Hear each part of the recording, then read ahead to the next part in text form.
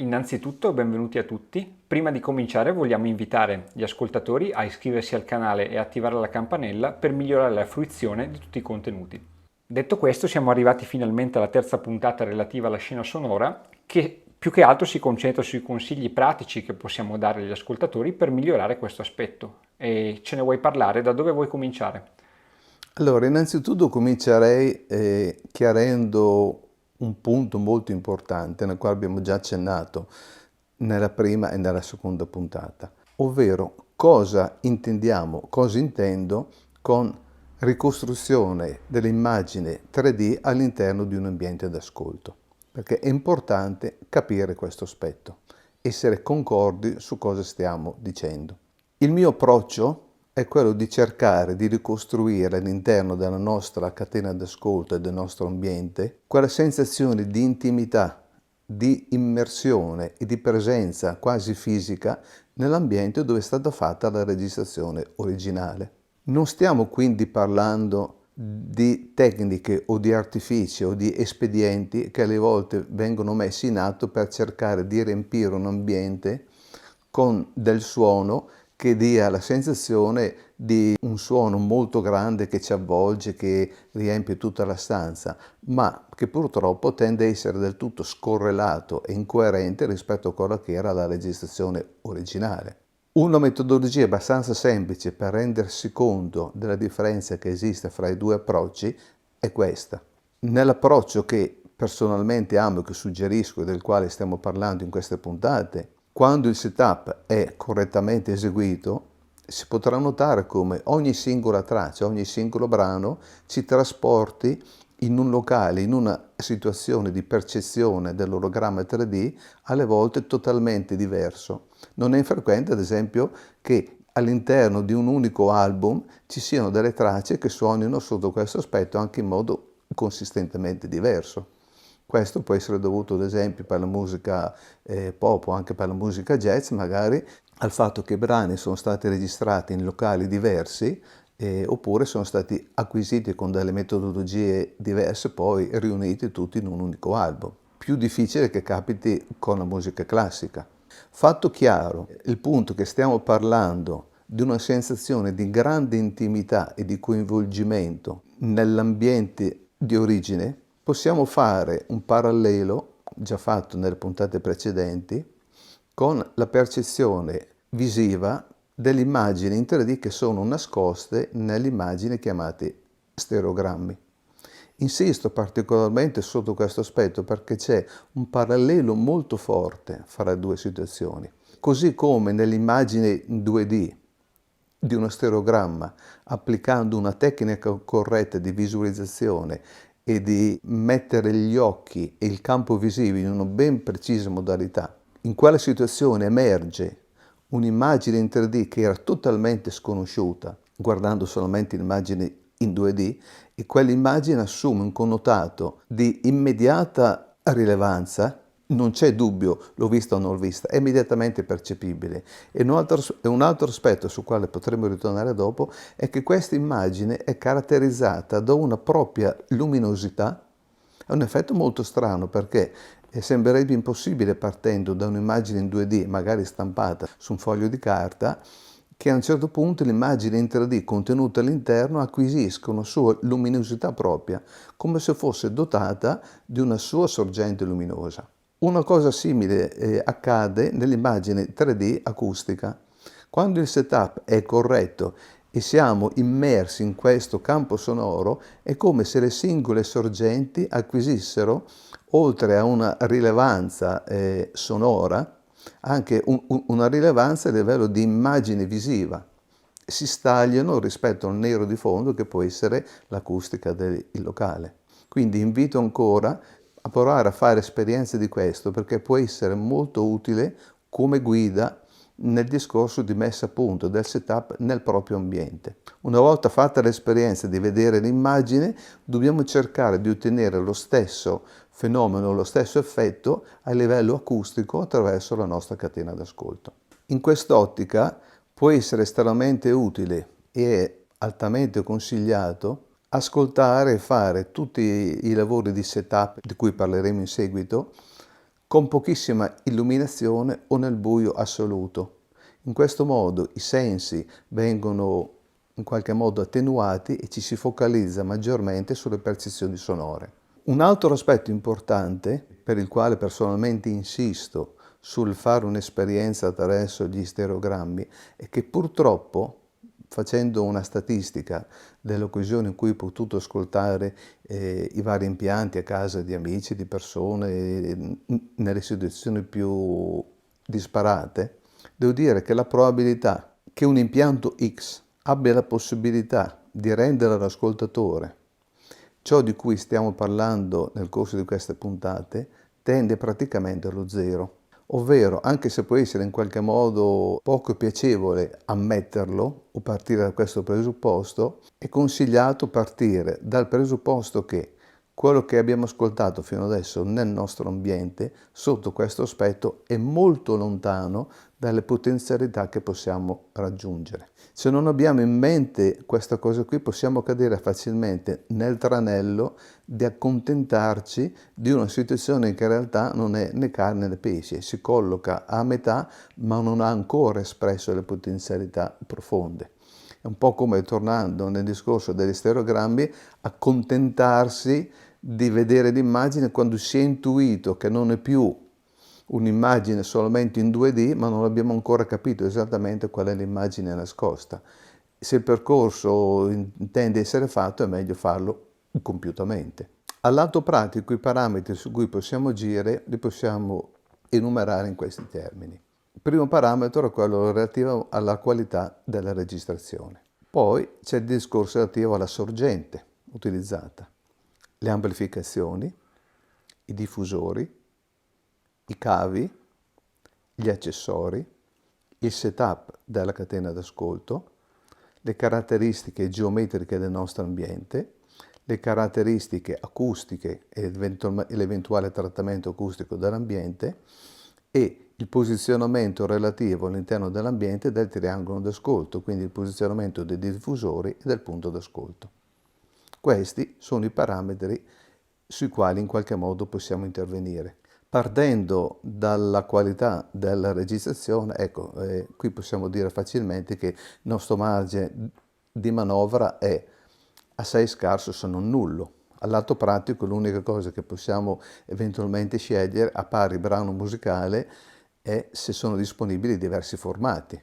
L'LP piuttosto che il formato digitale, e nell'ambito del formato digitale se c'è il supporto fisico, il file in alta risoluzione o in risoluzione standard, tenendo presente questo, detto per inciso, che non c'è nessuna garanzia che un file in alta risoluzione suoni meglio rispetto al file magari nativo 16 bit, anzi, molto spesso per quello che riguarda i parametri della scena sonora e non solo, il file di origine è più soddisfacente rispetto alla versione in alta risoluzione, se quella è stata fatta a posteriori. Per quello che riguarda le amplificazioni, le sorgenti e i cavi, di questo abbiamo parlato nella seconda puntata, quindi vi invito eventualmente a rivedere, per chi non ha avuto la possibilità, all'interno di quella puntata vengono trattati i singoli temi. In questo contesto possiamo cominciare parlando del setup della catena d'ascolto. Sotto questo aspetto direi in termini provocatori che, fatto 100 la qualità di ascolto che una catena può esprimere, sarei tentato di dire che il 90% del risultato è legato alle caratteristiche fisiche delle singole apparecchiature. L'altro 90% è legato al setup della catena d'ascolto.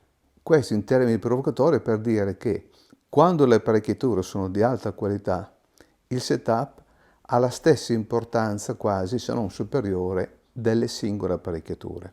Quindi acquistare gli oggetti, semplicemente interconnetterli fra di loro, pensando che questo possa essere sufficiente, purtroppo non è vero. Ci sono tantissime situazioni, sono sicuramente la stragrande maggioranza, di apparecchiature che hanno delle potenzialità anche molto alte e che al lato pratico vengono limitate da un setup generale della catena d'ascolto non ottimizzato.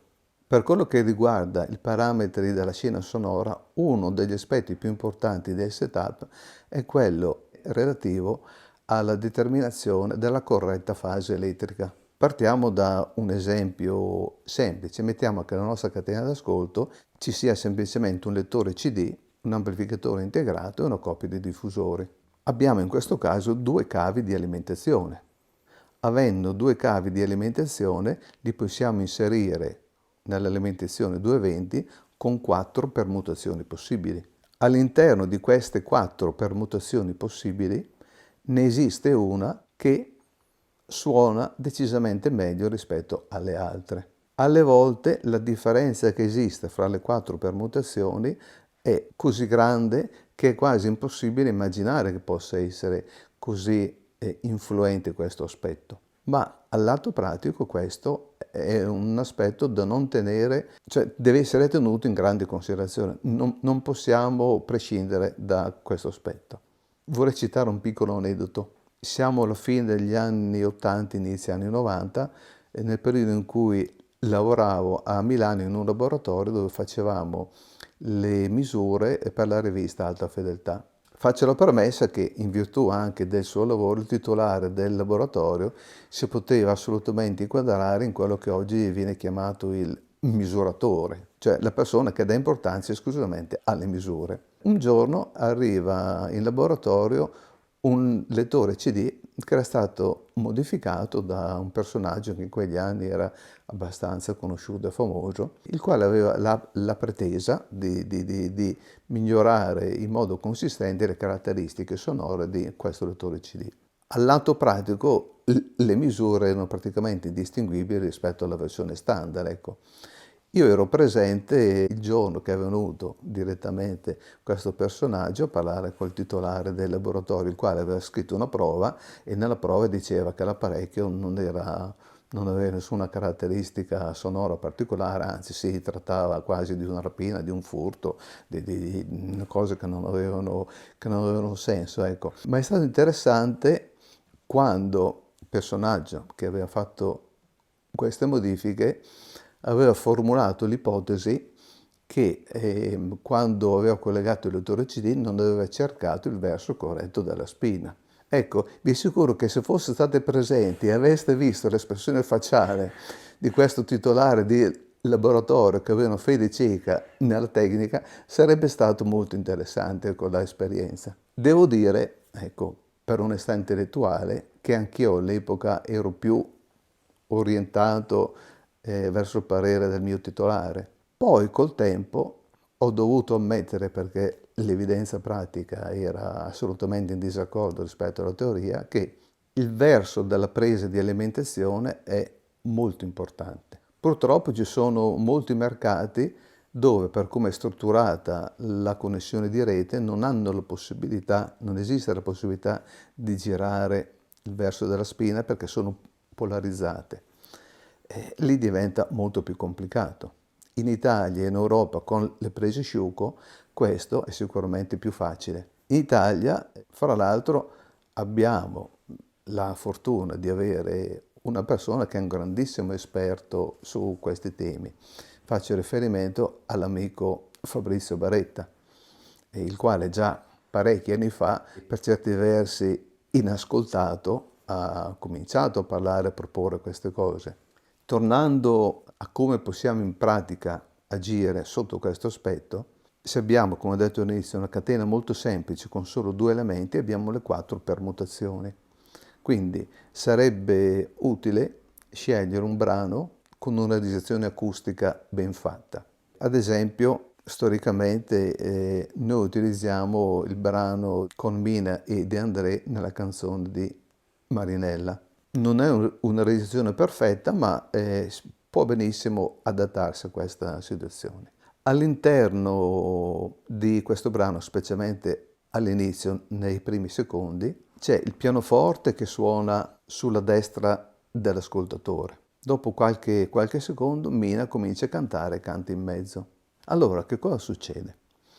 Quando le fasi di alimentazione sono corrette, si avverte fin dall'inizio la presenza di un ambiente d'ascolto molto grande che esce completamente dai diffusori, e anche il pianoforte sulla destra suona in molte situazioni molto più lateralizzato rispetto al diffusore di destra.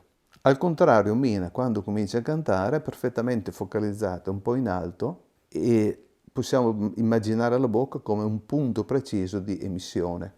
Quando ci discostiamo da questa situazione ottimale, che cosa succede? Succede che l'immagine sonora tende a essere invece più piccola, è contenuta entro i diffusori.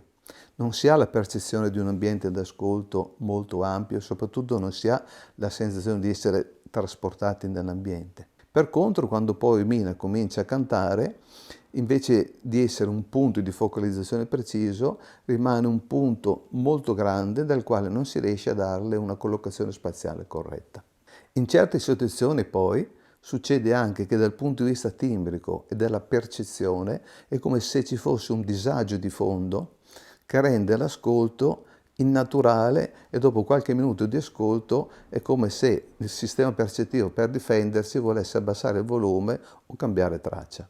Ad esempio, nella nostra sala d'ascolto abbiamo una porta che collega con il laboratorio. Molto spesso Andrea, che è a lavorare nell'altra stanza, quando sente che c'è qualche apparecchiatura che non è collegata in fase correttamente, se ne accorge anche con la porta chiusa. Viene da me e mi dice: Enrico, ma non possiamo cercare di mettere a posto la situazione? Questo per spronarvi a cercare la situazione ottimale. Sempre rimanendo nell'ambito dell'alimentazione elettrica, è altamente consigliato di fare convergere tutte le alimentazioni delle apparecchiature coinvolte nella catena audio in un unico punto, in un'unica ciabatta o in un unico distributore di rete, in modo da evitare che si creino degli anelli di ritorno, ad esempio dalla messa a terra. Un altro suggerimento molto importante è quello, laddove non sia indispensabile, di tenere scollegata dalla sezione audio tutto ciò che non è strettamente necessario, ovvero televisori, videoproiettori, ricevitori satellitari, specialmente tutti gli oggetti che hanno un'alimentazione switching interna, possono irradiare e contaminare l'equilibrio della nostra catena d'ascolto, introducendo dei disturbi che poi hanno influenza anche sull'articolazione della scena sonora. Se ad esempio vogliamo collegare in digitale il televisore, è altamente consigliato utilizzare un cavo ottico piuttosto che un cavo RCA. In queste situazioni poi un altro pericolo è che magari l'impianto stereo attesti a una ciabatta, il televisore attesti a un'altra presa e il videoproiettore magari attesta a un'altra presa ancora, ma nel momento in cui noi andiamo a collegare fra di loro i cavi di segnale, poi andiamo in qualche modo a richiudere degli anelli anche molto grandi che vanno a perturbare la situazione locale. Quindi grande attenzione a questo aspetto. Un altro aspetto sul quale possiamo lavorare all'interno del setup della nostra catena d'ascolto sono gli accessori. Per accessori intendo ad esempio le basi e i sostegni su quali vengono posti gli elementi o il vincolo a terra del diffusore. Sono elementi questi che hanno una grande influenza sulla precisione della scena sonora, sulla capacità di localizzare i singoli aspetti e di far rimanere stabile questa percezione. Ci sono alcune apparecchiature che amano essere appoggiate su un vincolo solido, altre apparecchiature che amano essere appoggiate magari su un vincolo più elastico o teoricamente essere quasi sospese per aria. Per mia esperienza personale, per mio gusto personale, difficilmente ho trovato che dei vincoli a terra, sia per i diffusori che per i tavolini porta elettroniche realizzati con delle punte, alla fine, fra virgolette, suonino bene. Lo reputo un inganno percettivo, nel senso che a livello fisico-materiale ci dà la sensazione che l'oggetto sia molto stabile, ma per come viene coinvolta l'energia meccanica che arriva alla punta e poi magari attraverso quel singolo elemento di connessione non riesce a scaricarci su una superficie più ampia, può essere che ritorni indietro e alla fine la situazione può essere decisamente peggiore che avere un vincolo a terra di alta natura. Tornando al discorso della connessione elettrica, dimenticavo di dire un aspetto molto importante. Possono esistere delle situazioni nelle quali scollegando la terra di sicurezza dagli apparecchi, tutta la catena possa suonare meglio. Ecco, personalmente sconsiglio assolutamente una soluzione di questo genere, perché a fronte di un ipotetico vantaggio sonoro andiamo a correre un rischio molto grande a livello della sicurezza elettrica, che potrebbe interessare a noi, ma potrebbe interessare un bambino che per caso entra nella stanza, potrebbe interessare un nostro ospite, potrebbe interessare chiunque, quindi è altamente sconsigliato evitare di approcciare situazioni di questo genere.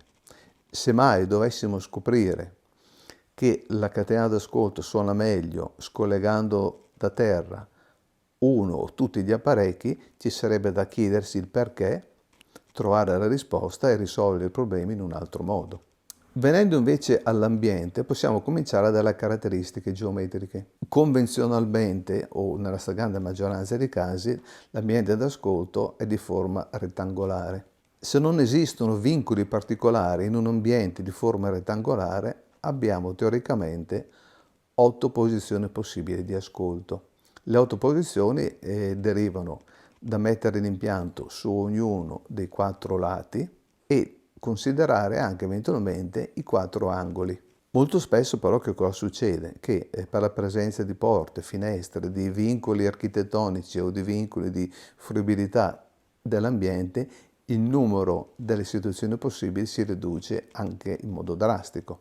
Ma reputo un consiglio molto importante partire con mente libera e sgombra.